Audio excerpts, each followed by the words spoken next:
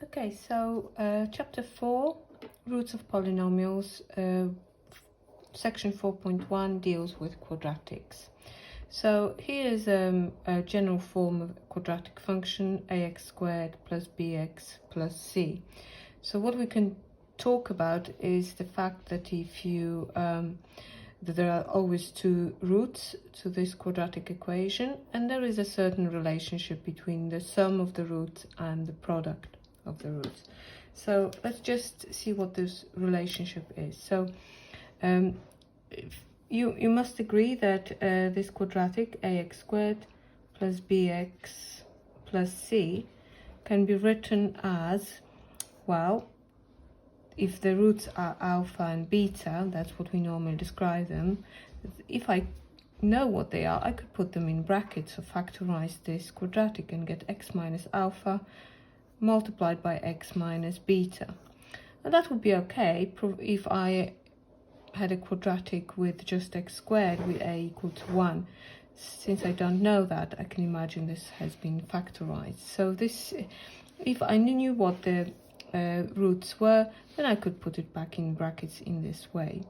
So then what we do know is that when you multiply this out now,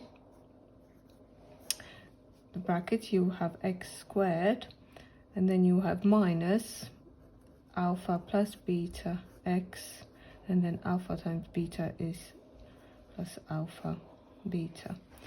Okay, so just try expanding it. You see, you can gather the x terms together and you will have the sum of the two roots with a minus, and that would create a coefficient of x inside the bracket.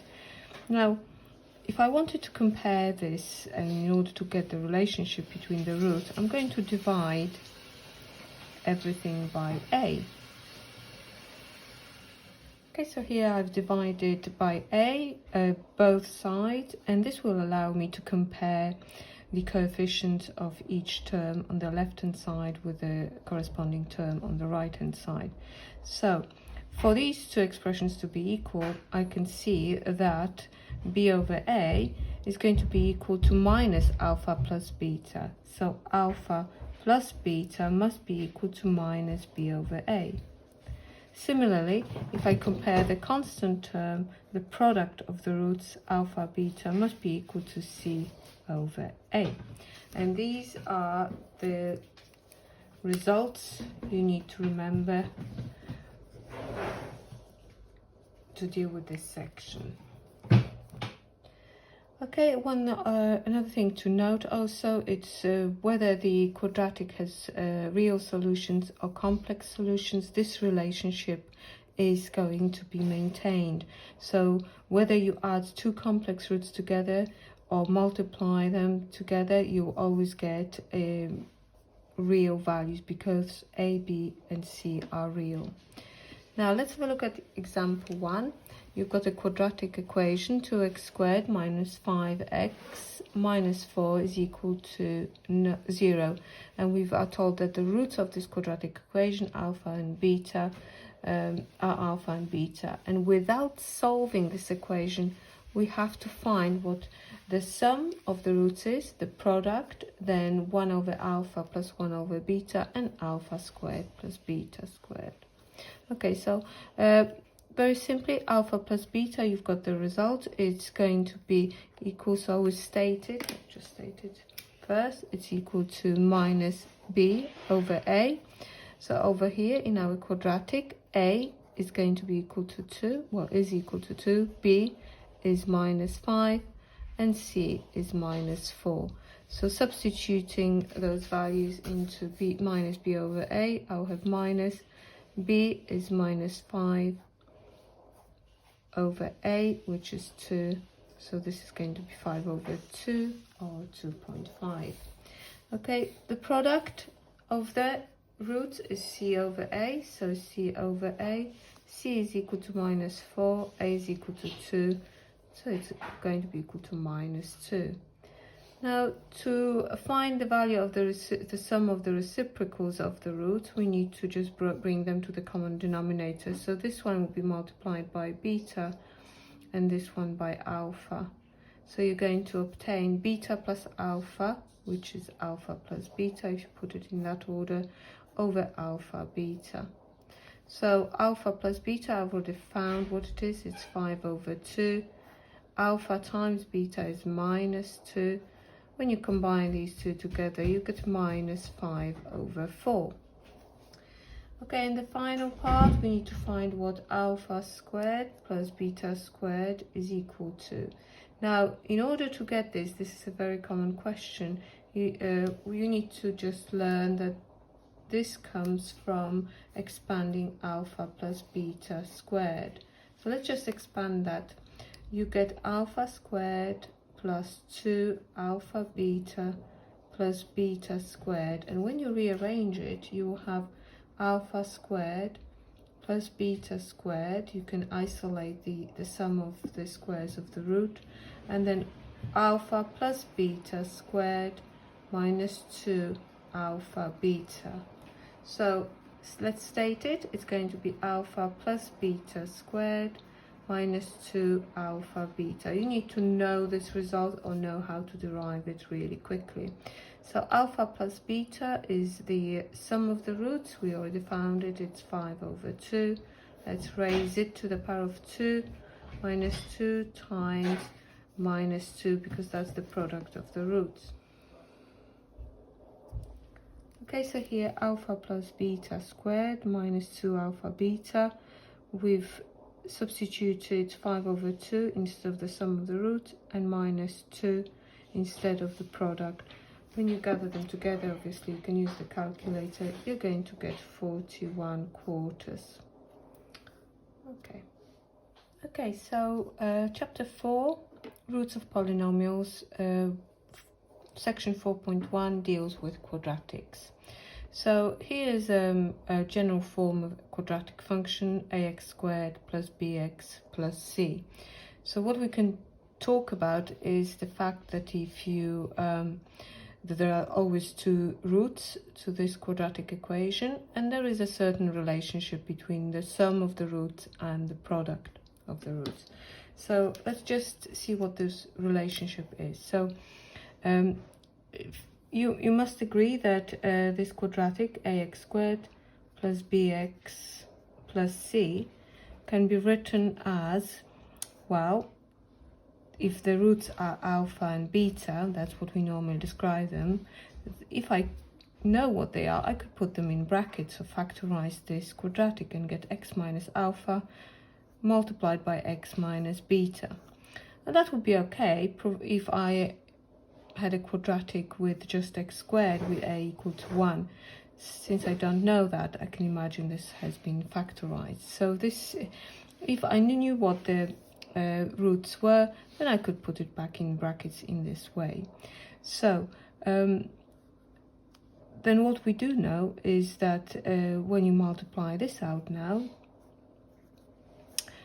the bracket, you have x squared, and then you have minus alpha plus beta x, and then alpha times beta is plus alpha beta. Okay, so just try expanding it. You see, you can gather the x terms together and you will have the sum of the two roots with a minus, and that would create a coefficient of x inside the bracket. Now, if I wanted to compare this, and in order to get the relationship between the roots, I'm going to divide everything by a. Okay, so here I've divided by a both sides, and this will allow me to compare the coefficient of each term on the left hand side with the corresponding term on the right hand side. So for these two expressions to be equal, I can see that b over a is going to be equal to minus alpha plus beta. So alpha plus beta must be equal to minus b over a. Similarly, if I compare the constant term, the product of the roots alpha beta must be equal to c over a. And these are the results you need to remember to deal with this section. Section 4.2, chapter 4, roots of polynomials. cubic equation. So here we've got a cubic equation, ax cubed plus bx squared plus cx plus d is equal to 0. So we put the coefficients in alphabetical order. So the highest power will always get a, and then b, etc. if you were to go to higher power than 3. So the first thing we're going to do, we're actually going to assume that we know that the solutions to this equation, so the roots are going to be, let's write it there, alpha, beta, and gamma. So there's your gamma, looks a bit like a tick or ribbon, if you like. So let's rewrite our cubic in terms of its roots. So the roots came out of the 3 brackets, x minus alpha, x minus beta, and x minus gamma, if they are the solutions. But obviously, clearly we know that it's not the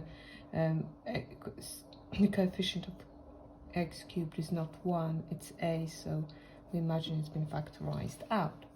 So let's expand the 3 brackets very carefully. So you get a, then you're going to get x, let's do it slowly, x minus alpha, multiply these two out, so it's x minus bx minus gamma x plus beta gamma, and then you're going to get x cubed, then you're going to get minus bx, there should be x squared. Let's do minus alpha x squared minus bx squared, and then you should have minus gamma x squared. So you're going to get minus alpha plus beta plus gamma x squared. And then how many x's will we have? Well, we'll have x multiplied by beta gamma, then alpha beta x, and then alpha gamma x. So you're going to get, let me just write it down here. So you're going to get plus, okay, and you're going to get alpha beta lots, that was alpha times beta lots, plus beta gamma, so beta gamma times x, and plus alpha gamma, put gamma alpha. There you go.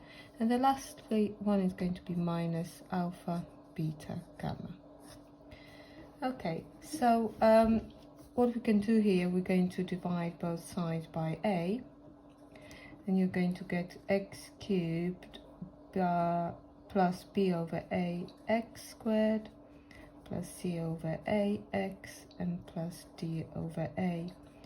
It will, a on this side will be gone, cancels out, and you get x cubed minus alpha plus beta plus gamma x squared plus alpha beta, beta gamma, gamma alpha x minus alpha beta gamma. So now we can derive the following result. So you could see that minus the sum of the roots is equal to beta over a. So these are the coefficients of x squared. So this result can be transferred here. If I put a symbol sigma alpha in this particular topic, what I mean is the sum of all the roots. So it's going to be this, what we have in brackets. So it's minus b over a. Okay, when I compare c over a, coefficient of, which is coefficient of x on the left hand side, with alpha beta plus beta gamma plus gamma alpha, I can write it in this notation as sigma, so the sum of the pairs of the roots, the product of the pairs of the roots, if you like. So it's positive c over a. And the last one, d over a, is equal to minus alpha beta gamma. This is if you're going to, this one was that, if you're going to compare the constant terms. So putting the minus on the other side gives me the product of the roots is equal to minus d over a.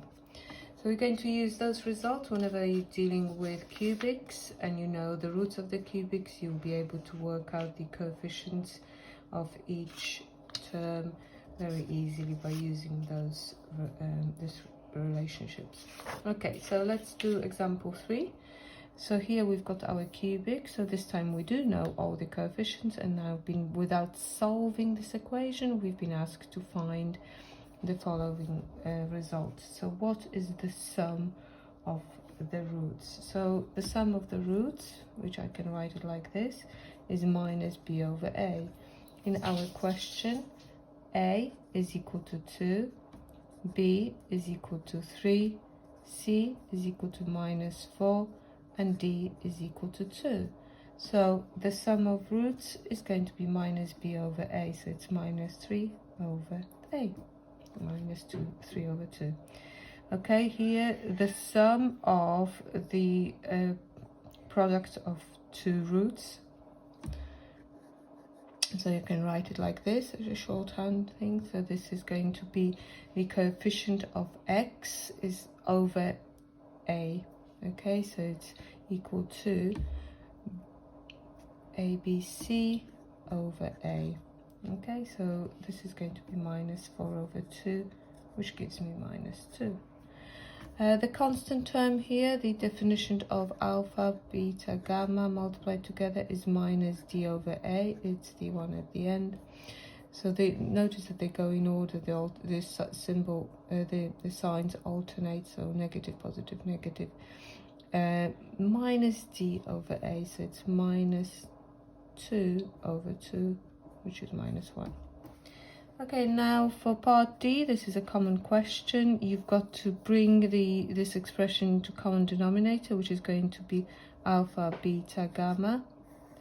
And what we're going to do, this one here is multiplied by beta, gamma, and both the numerator and the denominator, so you get beta, gamma. I'm not going to do it for every term. This one has beta, so you need to give it alpha and gamma. And the last one has already got gamma, so you'll be multiplying it by alpha, beta. So if you notice, this is actually the same as here. So it's the sum of the product of two roots. So we've got minus 2 in the numerator, and then you've got the product, which is minus 1. So the answer is 2. There you go, and I believe this is going to be the last. Oh no, there's one more example. Okay, I haven't copied that, so let me just stop it for a second. Okay, so example 4. We've got some information. So what we know, we've got 3 roots of a cubic equation. Alpha is equal to 1 minus 2i. Well, if we know this one, they don't need to give me the second one, but they do, because they go in conjugate pairs, but they do state that it's 1 plus 2i, and you've got a real root gamma is equal to 2, and we've got to find integer values of a, b, c, and d. We're looking for this cubic, where ax cubed, bx squared, cx plus d is our cubic. So what we're going to do is going to just find the b over a. So minus b over a, this is going to be the sum of our roots. So this is going to be 1 minus 2i plus 1 plus 2i plus 2. So it's going to be 4. Then you've got c over a, so this is coefficient of, helps us find coefficient of x. This is going to be the sum of the product of the two roots, so alpha, beta, or pairs if you like. So alpha, beta plus beta, gamma plus gamma, alpha. Okay, so alpha, beta is going to be 1 minus 2i and 1 plus 2i. Then you've got beta, so it's 1 plus 2i multiplied by 2, and then you've got gamma, alpha, so it's 2 times 1 minus 2i. Okay, so for this one here, this is the difference of two squares, so it's going to be 1 squared, and then you've got minus 4i squared, so it's plus 2 squared, so it's plus 4. And then you've got plus 2 plus 4i plus 2 minus 4i, that cancels. So you've got 1 plus 4 plus 4, so it's 9. There you go. And then you've got the last one, so it's going to be minus d over a, and that is the product of the three roots. The product is going to be 1 minus 2i, 1 plus 2i, and then times by 2. I've already worked it out. This one here is going to 1 plus, it's 5 times 2, which is 10. So our cubic is going to be, if you write it as a cubic with straight away like this, it's going to be b over a. B over a is equal to minus 4.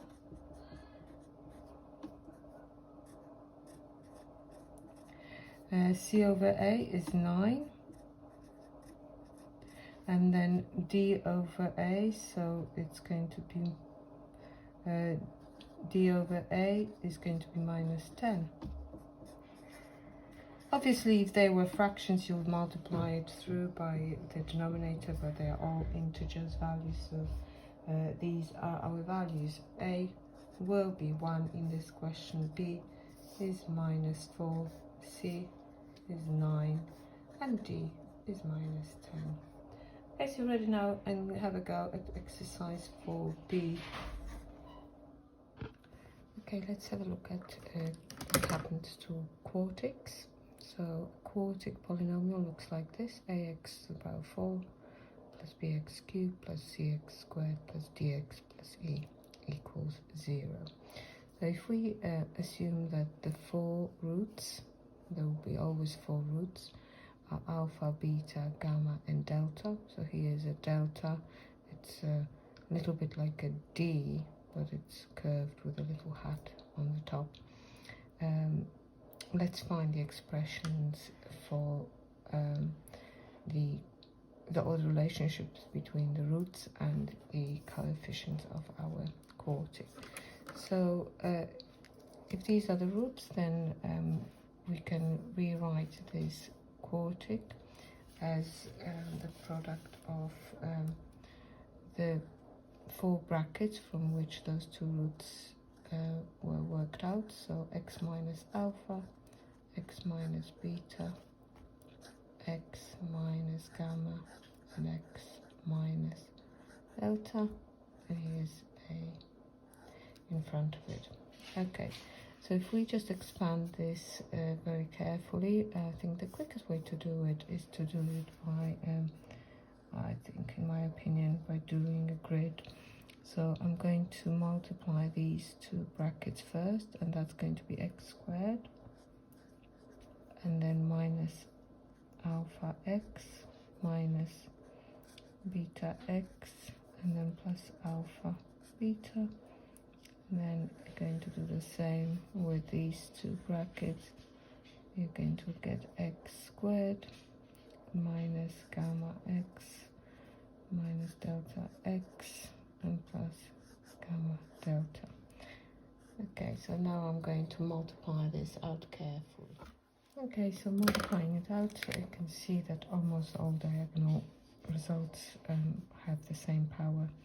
So let's put these results together. You have x to the power 4 minus, you've got alpha, beta, gamma, delta, all with a minus, so we can factorize the minus out, plus beta, plus gamma, plus delta, x cubed, plus, then you're going to have those 1, 2, 3, 4, 5, 6 terms, and you could see there these are all possible combinations of if you were to pick 2 of the roots and multiply them together out of the 4 existing ones. So you have alpha beta plus beta gamma plus beta delta plus alpha gamma plus alpha delta. Let's carry on here, plus gamma delta x squared. Lastly, we've got all minus terms, so factorize out. And here we've got the sum of the product of three roots, all possible combinations. So it's alpha, beta, gamma, if we wanted to pick three of them. Alpha, beta, delta. Sorry, there should be plus alpha, gamma, delta, plus beta, gamma, delta. And then alpha, beta, gamma, delta. Okay, so here is the result. So you could see what I have done here as well is divided both sides by a, like we did in the for cubics and quadratics. So if we do divide it by a, you will have over here on the left hand side, you will have, let me just squeeze it here, x to the power 4 plus b over a x cubed plus c over a x squared plus d over a x and plus e over a. So that is the result that it's equal to. I'm not going to copy it again because it's quite lengthy. So comparing the results, you could see that the sum of roots, so alpha plus beta plus gamma plus delta, is equal to b over a with a minus. So minus the sum of the roots is equal to b over a. Therefore, the sum of the roots is going to be equal to minus b over a. The same thing as before. It's always going to be minus. The first one is going to be negative. The second one is going to be c over a, and this is the sum of the pairs of the roots, the product of the pairs of the roots. So you can write it as very quickly sigma alpha beta, so that means take all possible combinations of two roots and then multiply them together and add the result. That is going to be equal to c over a. And the next one, this means just that. So it's the sum of the triple roots, the product of triple roots, so three roots times together. That's going to be minus d over a. And then lastly is the last product of all the roots. That is going to be e over a. So here are those results which you need to memorize, or which is not too bad actually once you get used to it. Okay, so there's last example before exercise 4c. Let's have a look. So it says here that we've got a quartic equation, and then the two roots are gamma is minus 2 plus 4i, and delta is gamma, a complex conjugate of gamma, which you should know anyway. So this is equal to minus 2 minus 4i. Part A, we need to show that when you add it, alpha to beta and you take away 2, the result is going to be 0. So using the result from our previous that we just derived, you've got the sum of roots is equal to minus b over a. So let's use that. The sum of roots is equal to minus b over a. So minus b is going to be minus 2 over 1, so it's minus 2. And what is the sum of roots? The sum of roots is our alpha plus beta plus gamma and plus delta. Now since, okay, so you've got the sum of roots is equal to minus 2, but we already know what alpha and delta is. So not alpha, gamma and delta. So gamma plus delta is minus 2 plus 4i, which is your delta, and minus 2 minus 4, right? So they add up to minus 4. There you go. So alpha plus beta minus 4 is equal to minus 2. Move the minus 2 across onto the left hand side, and you've got plus beta minus 2 is equal to 0 as required. There you go. Over here you've got to prove this result, and what else can you deduce from this equation? So you know that that's 2, you don't know this coefficient, so you don't know the value of C or D, but you know that E is equal to minus 60. But a minus 60 represents the product of, if you look over here, E over A, which is minus 60 over 1, is the product of all the roots. So let's use that. So alpha, beta, gamma and delta is equal to minus 60 over A is equal to 1, so it's minus 60. So because we know what these two roots are, so let's multiply them together.